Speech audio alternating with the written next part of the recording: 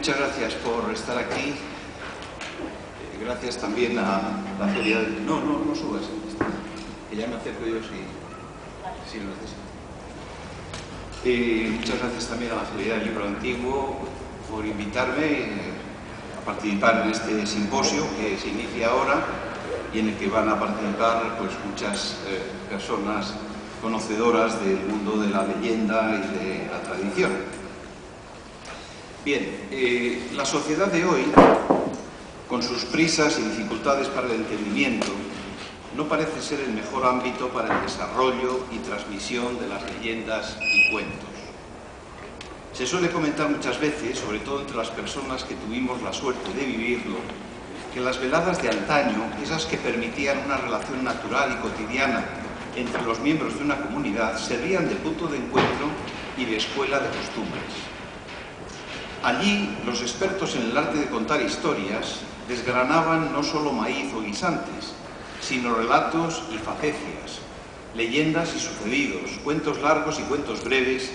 que a petición del auditorio o por propia iniciativa del contador, hacían más llevaderas las 3 o 4 horas de trabajo en común, desvelando y asimilando hasta hacer las propias las peripecias de héroes, animales, brujas, gigantes o aparecidos. Como en tantos otros aspectos de la tradición, hay, respecto al mundo del relato, una sensación de pérdida, o al menos de desatención hacia un patrimonio que aparentemente se nos va. Sin embargo, a poco que uno tenga la precaución de no caer en esa sensación superficial de las cosas que caracteriza al mundo de nuestros días, podrá detectar sin dificultad dos aspectos claramente tradicionales en los ámbitos en que actualmente se desarrolla la relación humana y su mejor vehículo, el lenguaje coloquial. En primer lugar, la pervivencia de la necesidad de comunicar.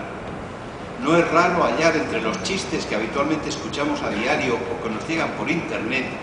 materias o temas que ya estaban en la tradición hace cientos de años y que protagonizaban personajes cuya esencia no tiene edad. El tonto o simple, del que se esperan reacciones exageradas o contradictorias que suscitan la carcajada. El vecino del pueblo, región, autonomía o nación al que se escarnece o hace burla por un simple reflejo de incomprensión cultural condicionado por la comodidad. Los personajes que desde distintos oficios o bajo diferentes jerarquías encarnan la sabiduría marginal o el poder, como médicos, curas, alcaldes, ministros, presidentes de gobierno, reyes, papas, etc. Partes o funciones del cuerpo humano que por pudor o por una falsa y exagerada reacción contra ese mismo pudor pueden representar un motivo de hilaridad.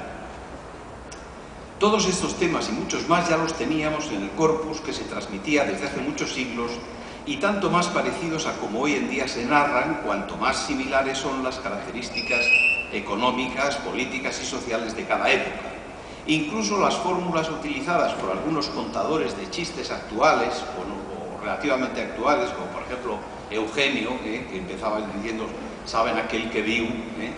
nos recuerdan cada vez más a determinadas muletillas que solían encabezar los cuentos y leyendas, como «érase una vez», etc. Al servir ambas, tanto para captar la atención como para introducir al oyente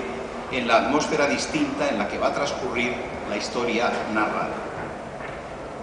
Tal vez se advierta, eso sí, que a veces los personajes con nombre y apellido, con oficios de los relatos de antes, se ven sustituidos por un cuidam anónimo, por el ciudadano solitario en que nos hemos convertido todos un poco, desvalidos ante el peligro o las circunstancias que nos rodean amenazantes. Así, los Juanes, Juanitontos, Juanitos, Jaimitos de otras épocas se ven ahora reducidos al impersonal uno. Va uno al médico, etc. y cuentan chistes. Hay otro aspecto muy interesante, el segundo al que me refería antes, que no puedo dejar de comentar hoy. A finales del siglo XVIII y comienzos del XIX, los términos ya existentes de mito, leyenda y cuento fueron adoptados por diferentes recopiladores que les aplicaron diversos sentidos conceptuales para que sirvieran de categorías de los relatos. Los hermanos Grimm creían que los elementos míticos que integraban los relatos tradicionales aumentaban según estos pertenecieran a un tiempo más lejano. De ahí que afirmaran que los relatos que recolectaban y publicaban como cuentos populares descendían de antiguos mitos que, por decirlo de algún modo, habían ido degenerando. El cuento folclórico era, pues, una degeneración del mito y por eso se hablaba de una mitología menor, mantenida por el campesinado europeo y a través de la cual se podían reconstruir los mitos de los antiguos pueblos que habitaron Europa. Esta manera de percibir los relatos tradicionales propició la confusión de los géneros, pues su identificación parecía depender más de la etapa de desarrollo en que se encontrara el relato que del relato en sí. En consecuencia, los investigadores se despreocuparon de distinguir géneros que al fin y al cabo terminaban siendo todos una misma cosa. Para el erudito del siglo XIX no importaba lo que el mito narrara, sino la mentalidad que ese tipo de narración reflejaba y lo que eso significaba para la historia del desarrollo humano. Poco importaba entonces si el relato era un mito, una leyenda o un cuento, pues desde su punto de vista eran narraciones que reflejaban un intento de explicar o de describir la realidad, producto de una mentalidad precientífica que aún no había llegado al grado de desarrollo necesario para la elaboración de un pensamiento verdaderamente científico. El estudio de esa mentalidad,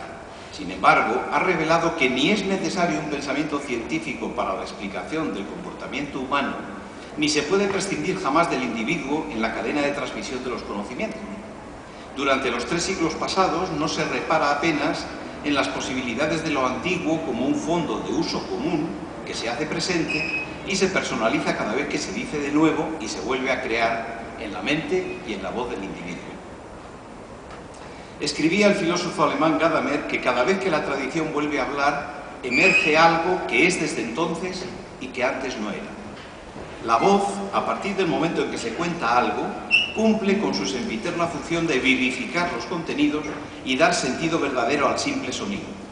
No estamos, por tanto, ante un repertorio que tiene más valor cuanto más antiguo sea, sino ante un catálogo amplísimo de comportamientos del que cada uno, en la medida que lo necesita y es capaz de comunicarlo, elige fórmulas que responden a su mentalidad y a su forma de ver el mundo.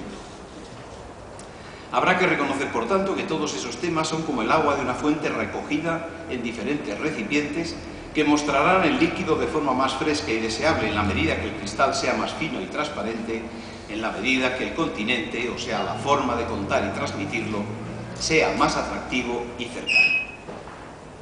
No cabe hablar ya, por tanto, como se hacía en el romanticismo, de transmisores anónimos y desdibujados, sino de personas con nombres y apellidos que recogen el agua en copas de oro, que es el metal del que está fabricado el propio lenguaje en el que se ofrece el líquido que ha de calmar nuestra sed de conocimiento. Los hermanos Grimm reconocieron en su antología la importancia de esas personas que les transmitieron de viva voz su colección de cuentos, principalmente la muchacha que les servía, la señora Grimm. Pero tal vez por prudencia, por humildad o por seguir la romántica y equivocada idea de que algo tiene más fuerza si es anónimo y está en boca de todos, no confesaron que en realidad la selección del material la hicieron ellos y que aportaron muchas modificaciones, elementos que hoy ya nadie recuerda si fueron agregados o eliminados por ellos de las versiones. No hay anonimato o falta de nombre, por tanto, en la autoría de las versiones, ya que cada narrador o escritor las firma en la medida que las selecciona, las narra y las transmite con su propia personalidad. Todas las leyendas, por tanto, nos llegan rubricadas, y pongo por ejemplo a las de Becker o las de Zorrilla, vengan en forma de antología o de cualquier variante que nos llegue por vía familiar o folclórica o incluso por internet. Con la invención del término folclore a mediados del siglo XIX, no solo comienza a utilizarse un vocablo nuevo para designar la sabiduría popular, sino que se abre a la curiosidad de los investigadores un nuevo mundo de apariencia exótica y antigua dentro del mundo propio, de la propia civilización. Ese espacio supuestamente novedoso traía consigo, sin embargo, unas contradicciones, conocidas desde los primeros pasos del género humano y probablemente derivadas en este caso del hecho de ser su inventor un anticuario. Como saben, quien inventó la palabra folclore era el anticuario William Thoms, que precisamente por no encontrar una palabra para designar a todos aquellos conocimientos u objetos que siendo muy antiguos habían llegado al presente, pues se inventó la palabra folklore, que significa conocimiento popular o del pueblo. Dichas contradicciones serían, por un lado, la necesidad de coleccionar piezas y conocimientos antiguos para darlos un valor diferente al que tuvieran, y por otro la posibilidad de remontarse a unas épocas tan pretéritas como inexplicables.